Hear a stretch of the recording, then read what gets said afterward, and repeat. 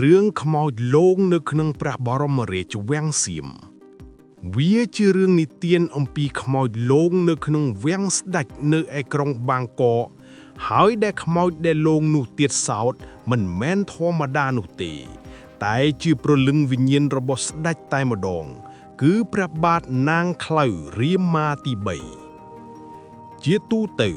មានឋានៈជាស្ដេចសមទេពទៅហើយពេលតែសោយទីវាំងគុតទៅ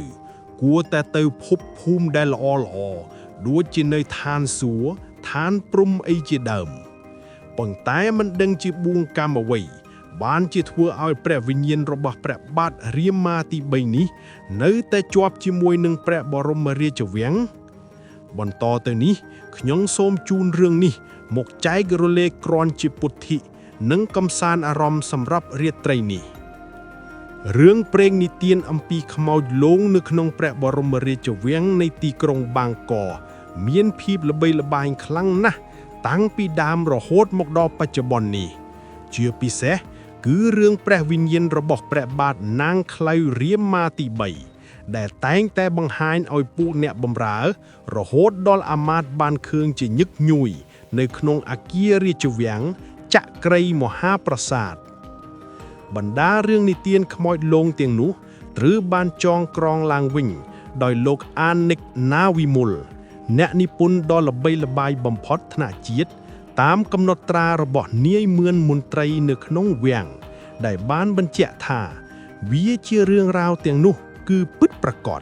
និងដឹងឮគ្រប់គ្នានៅទូទាំងព្រះរាជវាំងទាំងខាងក្នុង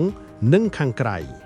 ប៉ុន្តែមិនត្រូវបានឲ្យនិទានឬជជែកជាសាធារណៈនោះទេហើយត្រូវបានរក្សាការសម្ងាត់ខ្ពស់តាមព្រះរាជបញ្ជាជាន់ខ្ពស់បណ្ដាអ្នកដែលបានឃើញគាត់តែងតែពណ៌នាដូចគ្នាអំពីវិញ្ញាណនោះថាជាបរោះមាឌធំក្រអញខ្ពស់ស្លៀកសំពត់ពណ៌ក្រហមនិងមិនពាក់អាវនោះទេដោយតាមទម្លាប់របស់ព្រះបាទរាមាទី3ព្រះវិញ្ញាណរបស់ទ្រង់តែងតែបង្ហាញឲ្យគេឃើញនៅតែស្ទើរគ្រប់ទីកន្លែងក្នុងរាជវាំងជាពិសេសកន្លែងដែលទ្រង់ឧស្សាហ៍ទៅហើយបង្កជាការភ័យខ្លាចយ៉ាងខ្លាំងដល់គ្រប់គ្នាដែលបានឃើញរហូតដល់ក្រាបចុះថ្វាយបង្គំទាំងញ័រអស់អង្គខ្លួនប្រាណខាងក្រោមនេះជាបណ្ដារឿងនិទានល្បីៗក្នុងសង្គមសៀមតាក់ទងនឹងព្រះវិញ្ញាណស្ដេចរាមាទី3នេះចេញមកលងឬបង្ហាញឲ្យគេឃើញ 1. សំឡេងឈើច្រត់ដ៏អាថ៌កំបាំងកណ្ដាលយប់នៅក្នុងវេលាយប់មួយប្រកបដោយអាកាសធាតុត្រជាក់អ្នកមនាញសុផានិវេទដែលជាចៅចោមមួយរបស់ព្រះបាទមកុដរាមាទី4កំពុងតែសម្រានលងលក់ក្នុងស្បៃរាត្រីពីមុខក្រឡាបន្ទុំស្រាប់តែឮសូរសំឡេងដ៏អាថ៌កំបាំងកណ្ដាលយប់មួយប្រៀបបានជាមានអ្នកដើរដោយឈើច្រត់ឬយកដំបងឈើមកគោះនៅលើឥដ្ឋឬជញ្ជាំងអ្នកមនាងភ្ញាក់ឡើងប្រឹងរកមើលប្រភពសំឡេងពេលនោះអ្នកមនាងមានការភ្ញាក់ផ្អើលយ៉ាងខ្លាំងដោយបានឃើញរូបរាងកាយបុរសមាឌធំម្នាក់ស្លៀកសំពត់ចងក្បិនពណ៌ក្រហមដើរបាយខ្នងឆ្ពោះទៅកាន់សាលាប្រជុំគ្រាន់តែឃើញភ្លាមអ្នកមនាងបានស្គាល់យ៉ាងច្បាស់ថានោះគឺជាព្រះបាទរាមាទី3 2. បុរសស្លៀកសំពត់ក្រហមដើរចូលទៅក្នុងព្រះរាជបណ្ណាល័យរឿងនេះកើតនៅក្នុងសម័យរជ្ជកាលនៃព្រះបាទរាមាទី6ហើយក្នុងរាត្រីនោះមួយមន្ត្រីវាំងម្នាក់នាយរូតក្រៃរើកកំពុងយាមយប់ពេលលោកមួយស្របុកនោះស្រាប់តែភ្ញាក់ឡើងក្រញានដោយបានឃើញបុរសមាឌធំម្នាក់ស្លៀកក្បិនក្រហមដើរយឺតចូលទៅក្នុងបន្ទប់សិក្សារបស់រាជវង្សភ្លាមនោះលោកមិនដឹងថាវិញ្ញាណនោះជានរណាទេ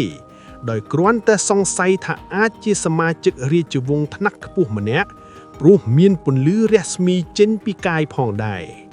ប៉ុន្តែក្រោយមកទើបបានដឹងថាជាប្រកាសជាព្រះបាទរាមាទី3ហើយលោកត្រូវបានឲ្យរក្សារឿងនេះជាសម្ងាត់តាំងពីពេលនោះមក 3. ព្រះអង្គម្ចាស់ទូចឃើញព្រះវិញ្ញាណហេតុការណ៍នេះកើតនៅកាលដែលព្រះអង្គម្ចាស់ចក្រពង្គភូវនាថ បុត្រារបស់ស្ដេចจุฬาលង្កនរាមាទី5និងជាអ្នកធ្វើទំនើបការកងទ័ពអាកាសរបស់សៀមនៅវ័យក្មេងនៅឡើយប្រមាណ 7-6 វស្សាខណៈពេលកំពុងលេងបិទពូនជាមួយក្រុមអ្នកបម្រើក្នុងសាលាអាគារដែលមានតាំងរូបសំណាករបស់ព្រះមហាក្សត្រជំនាន់មុនព្រះអង្គម្ចាស់តូចបានឃើញបុរសមាសធំម្នាក់ស្លៀកក្បិនក្រណាត់ក្រហមដើរយឺតចូលទៅខាងរានហាលខាងកើតហើយក៏បាត់ទៅលុបពេលនោះព្រះអង្គបញ្ជាឲ្យអ្នកបម្រើដើរស្វែងរកពួកគេរកមិនឃើញនរណាម្នាក់ឡើយបន្ទាប់មកពេលមកដល់មុខរូបសំណាកព្រះបាទរាមាទី3ព្រះអង្គម្ចាស់តូចចង្អុលទៅរូបហើយឧទ្យានថាមើលនោះហើយជាព្រះអង្គគ្រប់គ្នាស្រឡំកាំងហើយនាំគ្នារត់អស់រឿងនេះបានคล้ายជារឿងព្រេងអាថ័ង្កកំបាំងនៃវិមានចក្រីមហាប្រាសាទដែលបានបន្តពីមួយជំនាន់ទៅមួយជំនាន់ 4. រឿងដែលល្បីល្បាញជាងគេបំផុតទាក់ទងនឹងវិញ្ញាណព្រះបាទរាមាទី3គឺរឿងថង់ប្រាក់ក្រហមឬ Red Bag Money ដោយសារព្រះអង្គជាស្ដេចដែលពូកែខាងជំនួញហើយព្រះអង្គបានសន្សំប្រាក់ចំណេញពីការជួញដូរជាមួយចិនដាក់ក្នុងថង់ពណ៌ក្រហមរាប់ពាន់ថង់ហើយរក្សាទុកក្នុងឃ្លាំងព្រះរាជទ្រព្យដែលជាប់នឹងក្រឡាបន្ទប់របស់ព្រះអង្គបន្ទាប់ពីព្រះអង្គចូលទីវាំងគុតី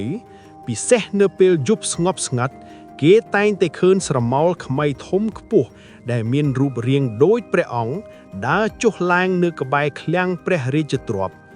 ឬមួយតែងតែឮសូរសំឡេងជើងធ្ងន់ដើរចុះឡើងនៅក្នុងឃ្លាំងទាំងដែលទ្វារត្រូវបានចាក់យកចិត្តរឿងដែលគួរឲ្យជក់ចិត្តបំផុតក្នុងសង្គមសៀមនោះបានកើតឡើងក្នុងរជ្ជកាលព្រះបាទរាមាទី5នៅពេលដែលបារាំងបានយកនាវាចម្បាំងចូលមកដល់ប៉ាកណាមហើយបង្វិលកាណុងស្រេចចូលទៅកាន់រាជវាំងគំរាមកំហែងនិងទាមទារប្រាក់ផាកនិមីចំនួន3 លានហ្វ្រាំងជាបន្ទាន់បើមិនដូច្នោះទេនឹងយកទឹកដីសៀមក្រុមមន្ត្រីរាជវាំងបានសម្រេចចិត្តទៅបោកឃ្លាំងថង់ប្រាក់ក្រហមរបស់ព្រះបាទរាមាទី3គេនិយាយថានៅពេលដែលបើកទ្វារឃ្លាំងដែលបិទជិតរាប់សិបឆ្នាំមកក្លិនក្រហមប្រហើរនិងខ្យល់ត្រជាក់ស្រើបបានបក់ចេញមកក្រៅប្រាក់កាក់មាសរាប់សិបលានកាក់ត្រូវបានគេយកចេញមកទាំងយប់អ្នកជញ្ជូនប្រាក់ខ្លះបាននិយាយថាគេមានអារម្មណ៍ថាដូចជាមានភ្នែករាប់ពាន់គូសម្លឹងមកមើលគេពីទីងងឹតនិងខ្លះទៀតឃើញស្រមោលព្រះបាទរាមាទី3ឈរញញឹមនៅក្បែរគំនោមាសហាក់ដូចជាព្រះអង្គបានសម្រេចបំណងក្នុងការជួយជាតិហើយ